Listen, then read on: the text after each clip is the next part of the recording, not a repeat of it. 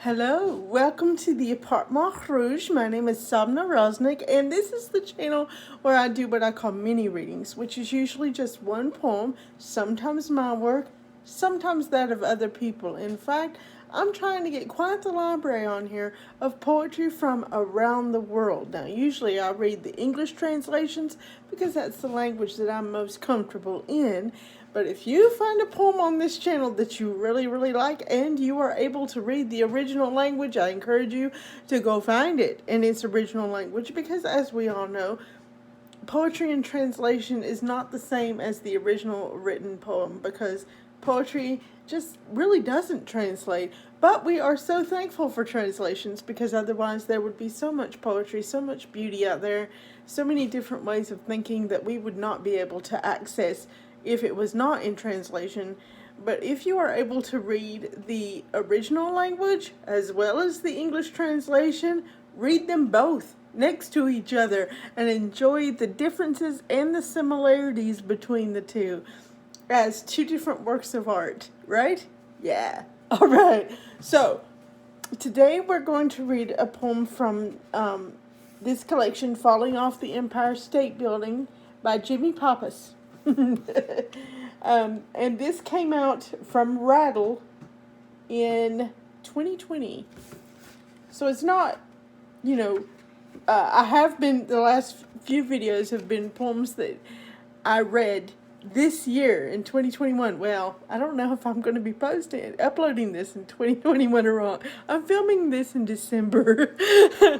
When it actually gets posted, it may not be December, but anyway, it may be 2022 before I actually post this. We'll see. But I have been, the last few videos have been poems that were published in 2021. This came out in 2020, so we're backing up just a little bit. And I know, I'm with you. If you are in, going through what we're going through, 2020 feels like it was a decade ago. And then it's like, well, not really.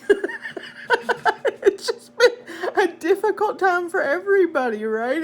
It is. We are very much living in a completely different world than we were prior to March 2020. But this too shall pass, though. I know that sounds cliche, but it's true. If you look at the history of such things, I have to be careful what words I use on YouTube. If you look at the history of what things similar to what we're going through now, you will see that they do eventually come to an end. It depends on the particular thing, but it's so hard to talk about this on YouTube. They're so with their censorship. But anyway, it depends on the particular thing, how long it takes for it to cycle out, but they do eventually come to an end. So we just have to be patient, let this thing run its course, and then we will have quite the story to tell. When we are on the other side, we will be the generation of that. And we will have stories to tell to the people that come after us that will help them, hopefully, to cope with whatever happens in their lives, right? And we will have some wisdom to pass on. Or I'm a big believer in oral history. That might be have to do a lot with my Cherokee background. I'm Cherokee on one side of my family, and Scottish Viking Celt on the other. But great believer in oral history, definitely. And so I believe in telling your stories that you have experienced in your lifetime and passing down the stories of those who came before you who can no longer tell their stories, right? Pass those down too. Keep those stories alive because family histories are extremely important. They help you get a sense of who you are, right? And if you understand better who you are, then you can operate more confidently in the world in which you find yourself, whatever that happens to be. Sorry about the lighting. My desktop is doing something, and hopefully the lighting will come back here. There we go. So anyway, this poem that I'm going to read, it's rather lengthy. It touched me, though. Jimmy Pappas. It's called The Gray Man, and it's in several parts. I'm going to try to read them all since I can, because this is YouTube. And YouTube doesn't necessarily limit the time limit on videos the way, say, Instagram does. This touched me because it's about the struggle that I'm assuming the poet had with the decision of what to do with his elderly father, how to make sure that he got the care that he needed, and the caregiver's guilt he had about placing him in a nursing home. I think in other places, that's what they call them where I live, but in other places I think they're called care facilities. But anyway, and this just really touched me. So this is the poem we're going to read today. The Gray Man, Part 1, The Visit. I visited my father one Saturday at the nursing home where we had put him against his will because he had become too much work for us. And, oops, I'm adding words. I'm just gonna, sorry. I'm going to start over. Be patient with me because my brain does crazy stuff like that. Also, on account of having cerebral palsy, sometimes I don't always have control of my muscles. That's part of having CP, and sometimes that also includes the mouth muscles, that very complicated, huge array of muscles that needs to all work together for you to speak properly. So I tend to also have a stutter, and I tend to just generally flub my words sometimes. Some days are better than others when it comes to that, because some days are better than others when it comes to my CP in general, right? I'm going to just lay that out now in case this gets interesting. But anyway, I'm going to start over. The Gray Man, Part 1, The Visit. I visited my father one Sunday at the nursing home where we had put him against his will because he had become too much work for us. He, who had worked hard all of his life, worked hard to make other people rich, richer than he could ever hope to be. He was a gray man now, like a character in an Ingmar Bergman movie. So I looked for the translation of what this all meant, but it got lost in the white sheets. And I tried to figure it all out by myself, but I too got lost in the white sheets that covered his sleeping body. I decided not to wake him, this gray man who had once been a stark man, who had once been a man filled with action and life. And I sat in a chair by his side, sat and looked down at my gray man, my gray child. I who had become the father and he who had become the child, our role reversals making the movie even more complex, more difficult to translate, and I looked again at the white sheets and saw only white sheets that smelled of, for one thing, YouTube censorship, for another, personal preference. So I'm just going to say it has poop and pee, excrement and urination, yes, but it's the impolite words for those. I'm sure you get the picture. Moving on. There were no English words that I could understand, words that could explain all of this, words that could explain him, words that could explain me, words that could explain all of the things that have happened between us, words that could explain why we behaved the way we did. Even Bergman was never fully understandable. Even his words got lost in the white shirts and a white background, but at least he had words. At least there was an attempt at translation. Here there was nothing. Only my gray man, my gray child, lying there sleeping on his back, waiting for my arrival. Part 2. An earlier incident. One day, I approached the nurse at the desk. I'd like to take my dad out for an ice cream cone. The nurse responded, I'm sorry, but no, I'm worried about him. He could fall out of the car or get hurt in some way.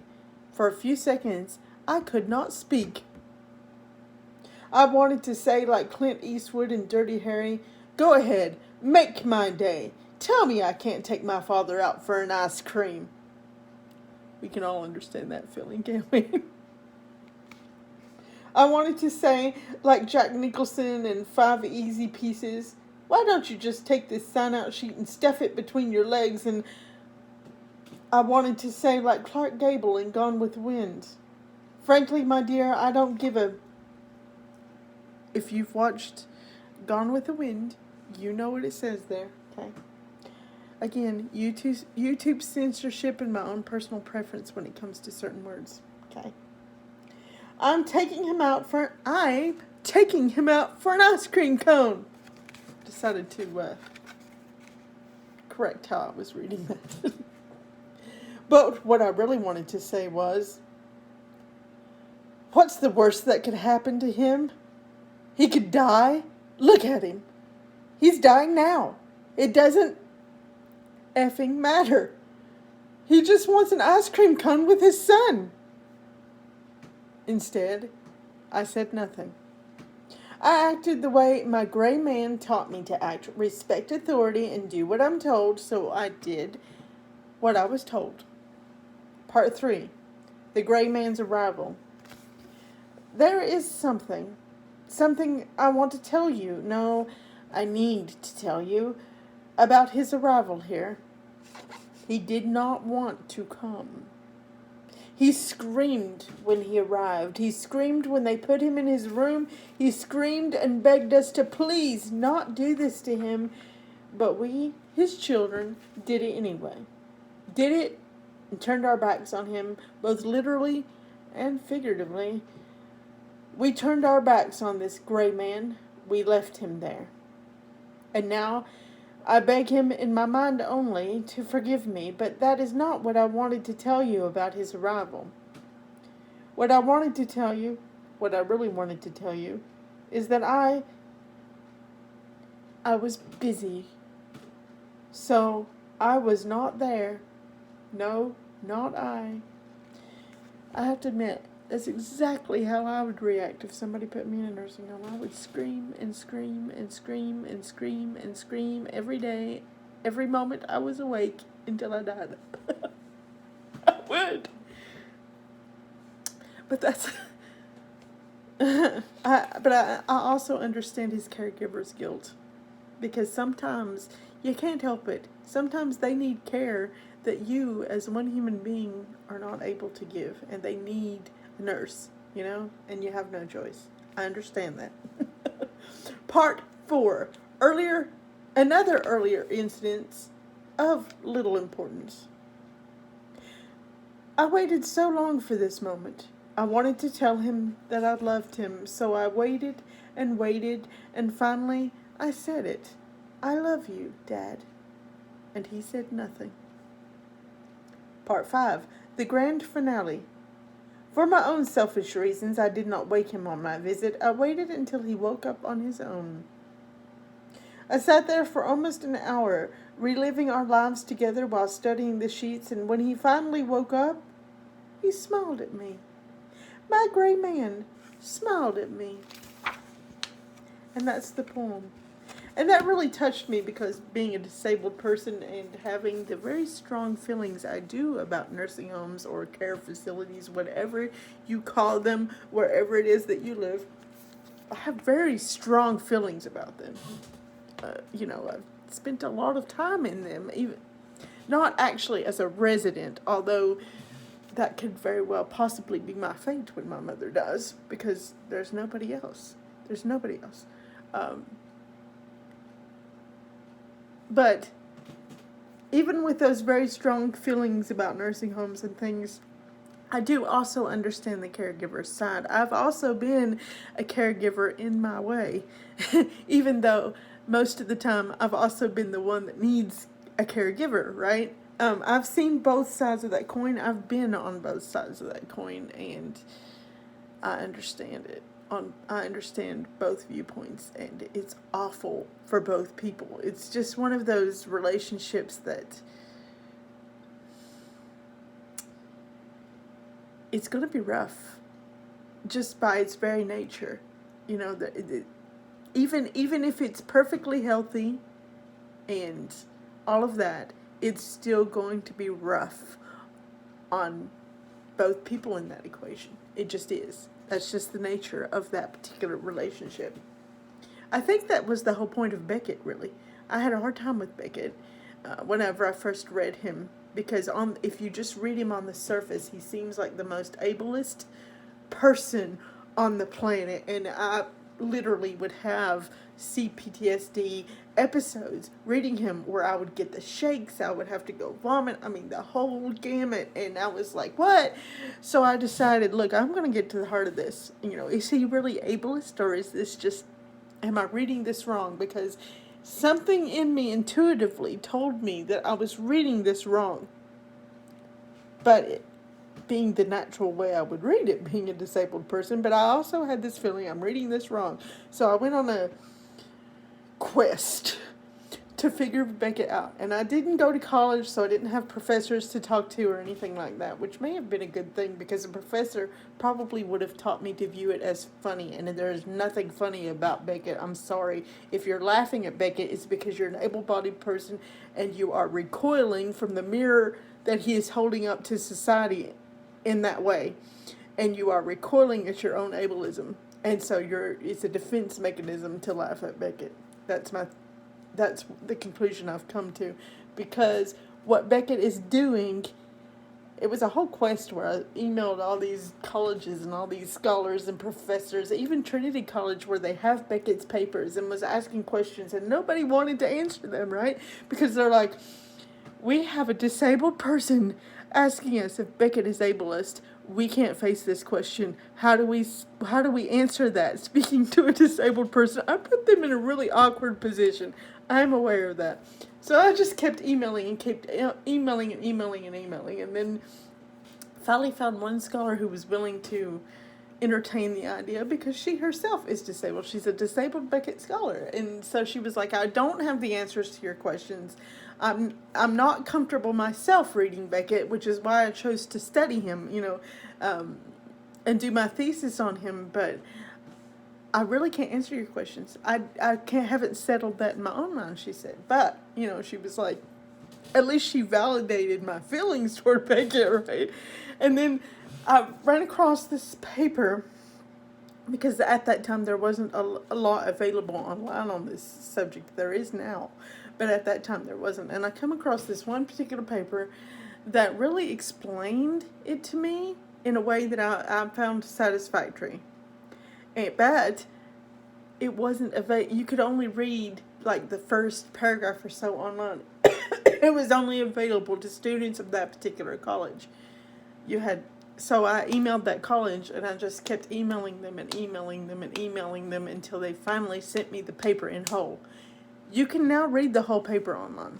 It is now available online to read, and there is a lot of other scholarship on Beckett and disability now that wasn't originally there whenever I first started this journey.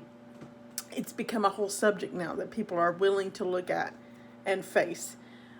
Because really disability seems to be the whole point of Beckett's work, because almost all of his characters, whether they're the main character or not, have some sort of disability, or if they don't have some sort of disability, they're definitely in a caregiver position, right? So it's like there's this constant push pull, and disability is front and center, and it's like, why is nobody addressing this? But they finally are. They are. There's a lot of it online now that wasn't there just 2 years ago.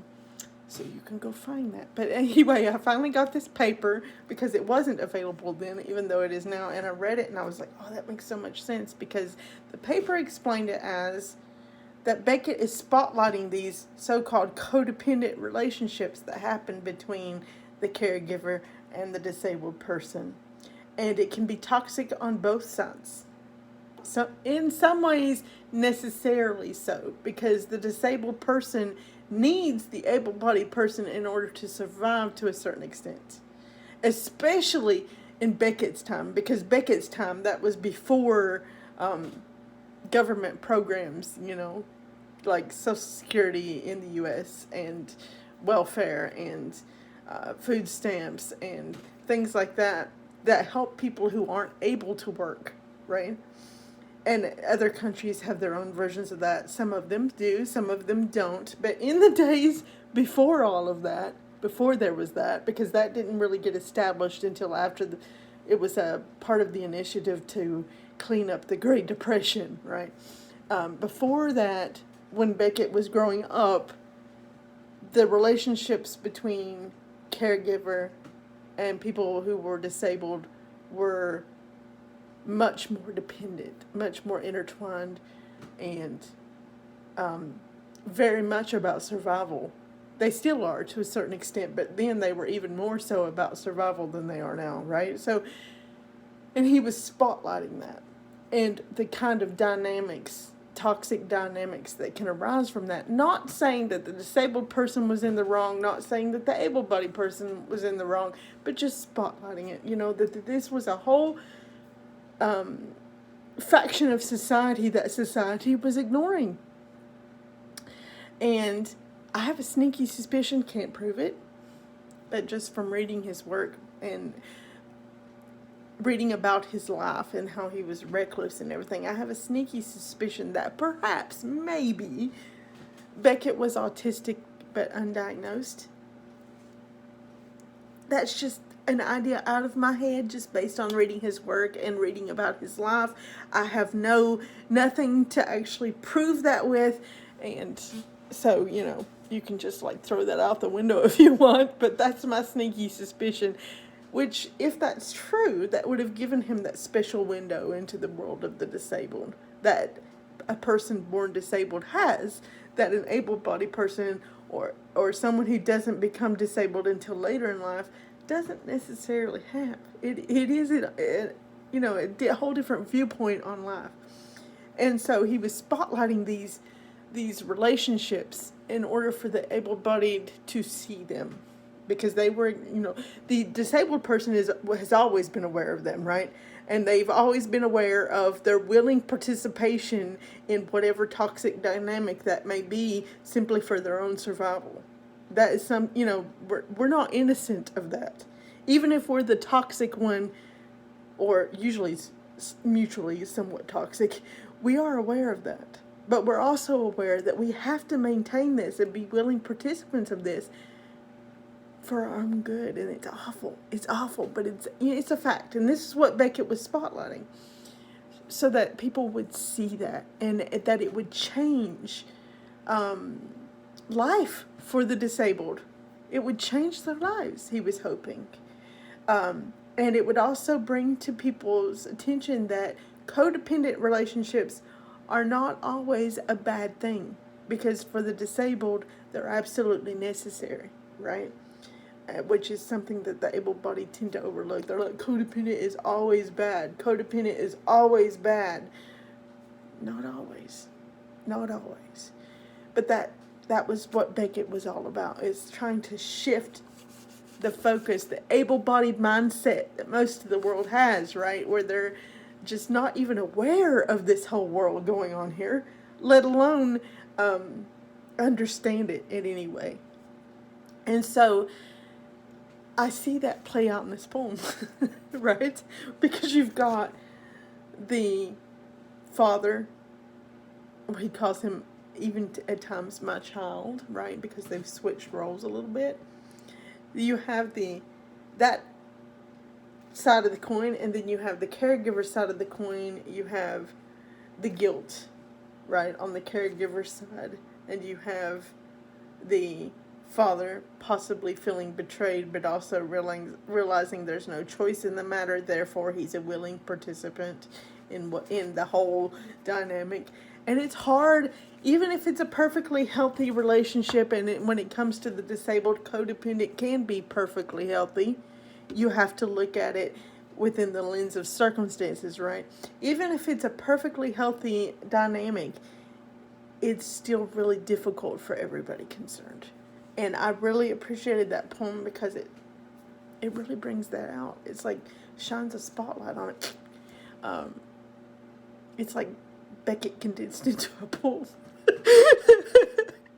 And it's so honest and raw, And to me, it also kind of feels Stanley Kunitz. Does anybody else feel a Stanley Kunitz vibe when they're reading Jimmy Pappas? I totally do. But anyway, that's the poem for this YouTube video, and I know I did a lot of talking around it. I hope you can bear with me on that. Continue to take care of yourselves mentally, emotionally, physically, spiritually, whatever that means for you as we go through this difficult time.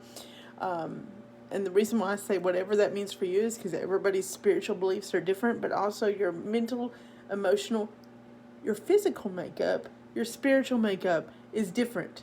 What you need to do to take care of yourself is therefore different.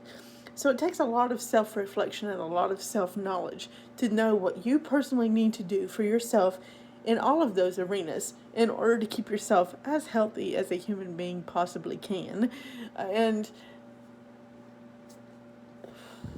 you know, in times of stress, yeah. So I hope to see you next time I read another poem on this YouTube channel.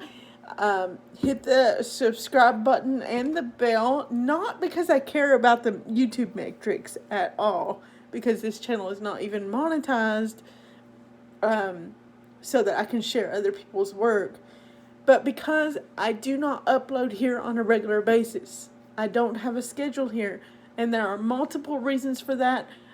My chronic condition is part of it, but there are multiple reasons for that. So if you want to know when I upload and you don't want to miss a mini reading, you're best off subscribing and hitting the notification bell, because it's not going to happen on a schedule. Sometimes I go months without uploading, and I apologize for that. It's just the nature of things here, okay? After all, this channel is just about the joy of poetry, and it's very free-flowing here, okay? Anyway, I hope to see you next time. Do take care of yourselves, and don't adagoha'i till we meet again.